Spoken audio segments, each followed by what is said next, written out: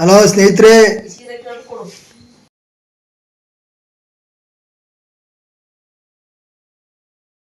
ಈ ಕೋಳಿನ ನೋಡಿ ನೋಡಿ ಎರಡು ಕೈಲಿ ಹಿಡಿದು ಜೀವಂತ ಕೋಳಿ, ಇದು ಜೀವಂತ ಕೋಳಿನ ಕಡ್ದು ತಲೆ ಬೇರೆ ರುಂಡ ಬೇರೆ ಮಾಡೋದು,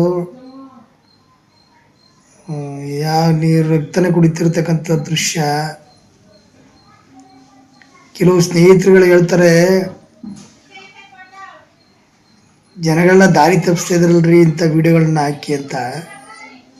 ನೋಡಿ ಸ್ನೇಹಿತರೆ, ಇದು ದಾರಿ ತಪ್ಪಿಸ್ತಕ್ಕಂಥ ವಿಡಿಯೋಗಳನ್ನ, ಇದು ಎಷ್ಟು ಮೂಢನಂಬಿಕೆ ಅಂತಂದರೆ ಸ್ನೇಹಿತರೆ, ಯಾವ ಭಗವಂತನೂ ಕೂಡ ಈ ರೀತಿಯಾಗಿ ಕೋಳಿ ಕಡಿದು ನೀನು ಕೋಳಿ ತಿಂದು ದೇವರಿಗೆ ಅರಿಕೆ ಮಾಡುವಂತಕ್ಕಂಥದ್ದು ಹೇಳಿಲ್ಲ. ಆದರೆ ಜನ ಈ ಮಟ್ಟಕ್ಕೆ ಮೂಢನಂಬಿಕೆಗಳನ್ನು ಆಚರಣೆ ಮಾಡ್ತಾರೆ ಅಂತ ಅನ್ನೋದನ್ನು ಪ್ರತಿಯೊಬ್ಬರು ಕೂಡ ಆಲೋಚನೆ ಮಾಡಬೇಕಾದಂಥ ಒಂದು ವಿಷಯ.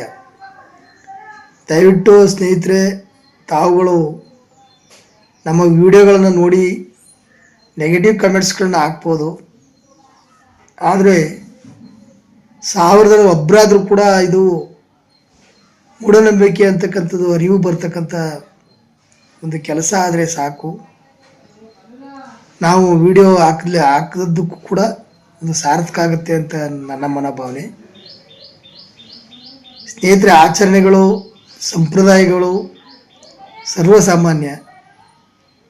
ಅದನ್ನು ನಾನೆಲ್ಲ ನನ್ನಂಥ ಸಾವಿರಾರು ಜನ ಬಂದರೂ ಕೂಡ ಬದಲಾವಣೆ ಮಾಡೋಕ್ಕಾಗಲ್ಲ.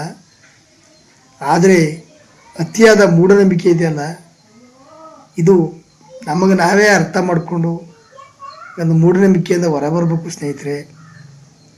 ದೇವಸ್ಥಾನಗಳಲ್ಲಿ ಪೂಜೆ ಮಾಡಬೇಡಿ ಅಂತ ಯಾರು ಹೇಳಲ್ಲ, ಸಂಪ್ರದಾಯದ ಬದ್ಧವಾಗಿ ಮಾಡಿ. ಆದರೆ ಆ ದೇವರೇ ನನ್ನ ಮೇಲೆ ಬರುತ್ತೆ ಅಂತಕ್ಕಂಥವ್ರ ಹತ್ರ ಹೋಗ್ತಿರಲ್ಲ, ಅದು ತುಂಬ ನೋವು ತರುವಂಥ ಸಂಗತಿ ಸ್ನೇಹಿತರೆ. ದಯವಿಟ್ಟು ಇನ್ನಾದರೂ ಎಚ್ಚೆತ್ತುಕೊಳ್ಳಿ ಅಂತ ಈ ಮೂಲಕ ತಮ್ಮಲ್ಲಿ ಹೇಳೋಕ್ಕೆ ಬಯಸ್ತೇನೆ ಸ್ನೇಹಿತರೆ.